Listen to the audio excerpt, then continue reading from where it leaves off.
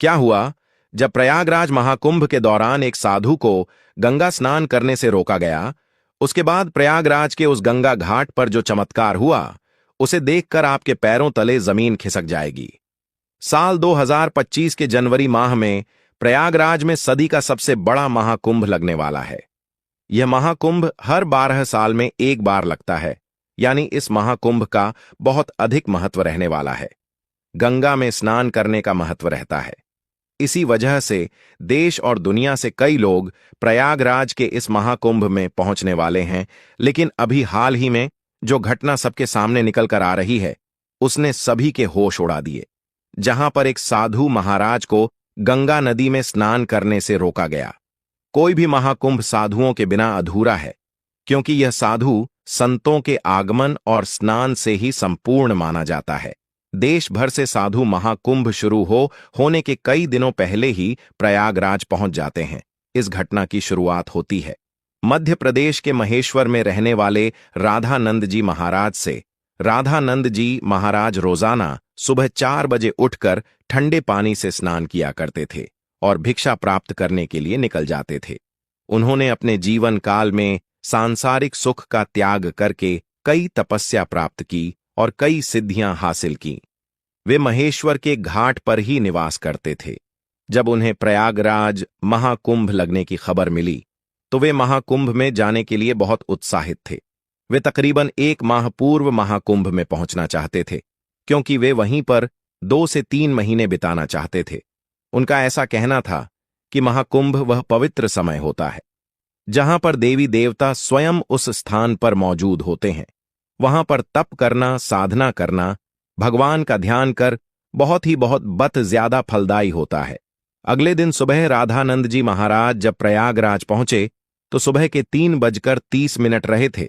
सुबह सुबह 4 बजे उनका स्नान करने का दैनिक नियम था। उन्होंने सोचा, क्यों ना आज गंगा नदी का पवित्र स्नान किया जाए, और वे प्रयागराज के गंगा घाट पर पहुंच गए। उस स्थान पर गंगा नदी की सफाई का कार्य चल रहा था।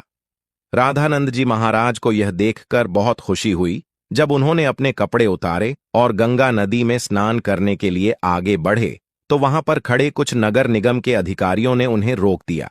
उनका कहना था कि आप अभी स्नान नहीं कर सकते, क्योंकि इस समय साफ सफाई का कार्य चल रहा है। प्रयागराज में रोजाना रात्रि के समय गंगा नदी की साफ सफाई का कार्य किया जाता है, ताकि दिन और शाम के समय यात्रियों को इस कारण कोई मुश्किलें ना हो। राधानंद जी महाराज काफी धैर्यवान थे।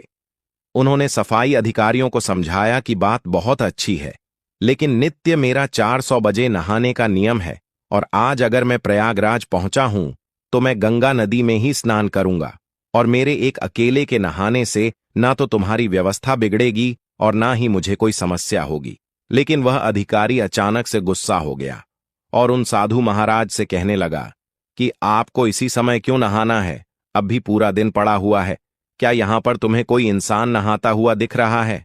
क्या तुम्हारे अंदर इतनी शक्ति है कि तुम सुबह 4 बजे इतने ठंडे पानी से स्नान कर लोगे? व्यर्थ की बातें बनाना छोड़ दो और यहां से चले जाओ।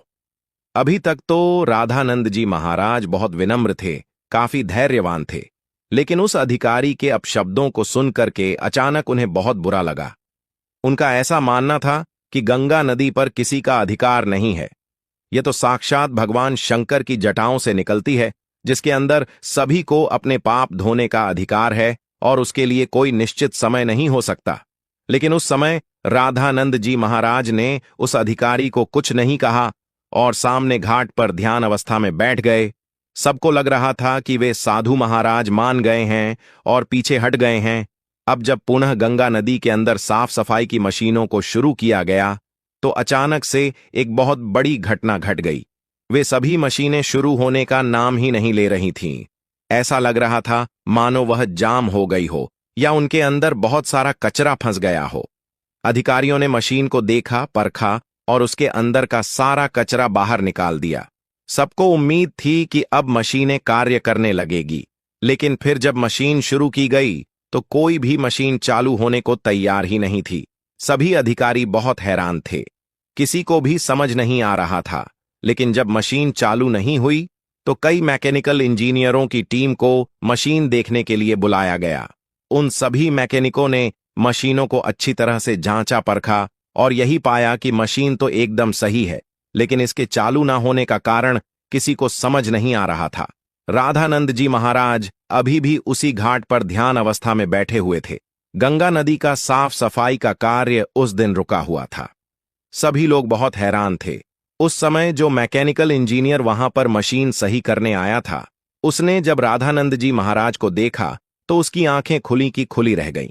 वह राधानंद जी महाराज के चरणों में गिर गया और बाबा उसे आशीर्वाद देने लगे। फिर वह सभी अधिकारियों को बताने लगा कि यह महेश्वर के सिद्ध महाराज हैं। बचपन के समय पर एक बार जब मुझे सांप ने डस लिया था तो इन्होंने ही अपने चमत्कार से मेरी जान बचाई थी। तब उस अधिकारी को अपनी गलती का एहसास हुआ। वह समझ चुका था, अगर यह अपने दैनिक नियम के अनुसार 4 बजे गंगा स्नान करना चाहते थे तो मुझे इन्हें रोकने का अधिकार नहीं था। मैंने जो इनका अपमान किया, इन्हें भला बुरा कहा और गंगा नदी में स्नान करने से रोक दिया, उसी का परिणाम मशीनों की खराबी के रूप में हम भुगत रहे हैं। अब यही हमारी समस्या का समाधान कर सकते हैं। हमें इनसे माफी मांगनी पड़ेगी। सभी अधिकारी मिलकर राधानंद जी महाराज के पास गए, उनके चरणों में बैठ गए और हाथ जोड़कर कहा कि हमें इस बात का अंदाजा नहीं था कि आप एक दिव्य संत हैं। हमसे बहुत बड़ी भूल हो गई है। हमें आपको स्नान करने से नहीं रोकना चाहिए था। राधानंद जी महाराज अभी भी बहुत विनम्र थे। उन्होंने अधिकारियों से कहा कि यह जरूरी नहीं है कि कोई संत चमत्कारी हो तभी ही उसे गंगा नदी में स्नान की अनुमति दी जाए। गंगा नदी के ऊपर साधु संतों का सबसे पहला अधिकार है। सभी अधिकारियों ने उनसे हाथ जोड़कर कहा, अब आप गंगा नदी में स्नान कर सकते हैं। हम आपसे बहुत माफी चाहते हैं। राधानंद जी महाराज समझ चुके थे कि सभी अधिकारियों को उनकी गलती का एहसास हो गया है। उनका अभिमान दूर हो गया है। उन्होंने विनम्रतापूर्वक उन अधिकारियों से कहा कि तुम चिंता क्यों करते हो? अभी समय कहां बीता है? जरा अपनी घड़ी में समय तो देखो, आखिर क्या बजे हैं? जब सभी अधिकारियों ने अपनी घड़ी में समय देखा तो उनके रोंगटे खड़े हो गए, क्योंकि उस समय सुबह के 4 बज रहे थे। किसी भी अधिकारी को यह समझ नहीं आ रहा था, आखिर इतना बड़ा चमत्कार कैसे हुआ? आखिर राधानंद जी महाराज ने अपने चमत्कार से समय को कैसे पलट दिया? इतना बड़ा चमत्कार देखकर सभी अधिकारी उनके चरणों में गिर गए और बाबा की जय जयकार लगाने लगे। इस चमत्कारी घटना के बाद सब लोग उन्हें मान गए और उनके दास बन गए, जिसके बाद वे सुबह 4 बजे अपने नित्य कर्म के अनुसार वे गंगा नदी में स्नान करने पहुंचे और इधर मशीनों को फिर से काम करना शुरू कर दिया। सारी मशीनें एक साथ चालू हो चुकी थीं, जिससे यह प्रमाणित हो गया कि यह मशीनें केवल रामानंद जी महाराज के इशारे का इंतजार कर रही थीं। जैसे ही उन्होंने अधिकारियों का अभिमान चूर किया और गंगा नदी में स्नान किया, वैसे ही फिर से मशीनें चल पड़ी। यह बहुत बड़ा चमत्कार था जो हाल ही में प्रयागराज के महाकुंभ में हुआ है। वास्तव में दोस्तों, यह भूमि साधु संतों की भूमि है। यहां पर साधु संतों का ना तो अपमान किया जा सकता है और ना ही उन्हें समझा जा सकता है। इस देश का हर संत इस देश के लिए कुछ ना कुछ करता है और भक्तों को अध्यात्म के मार्ग से जोड़ता है। हमें कभी भी उनका अपमान नहीं करना चाहिए और ना ही उन्हें छोटा समझना चाहिए। इस पूरी घटना को लेकर आपके क्या विचार है, हमें नीचे कमेंट बॉक्स में जरूर बताइएगा। अगर वीडियो आपको पसंद आई हो तो लाइक जरूर करें। साथ ही चैनल को सब्सक्राइब करके बेल आइकॉन को प्रेस कर लें।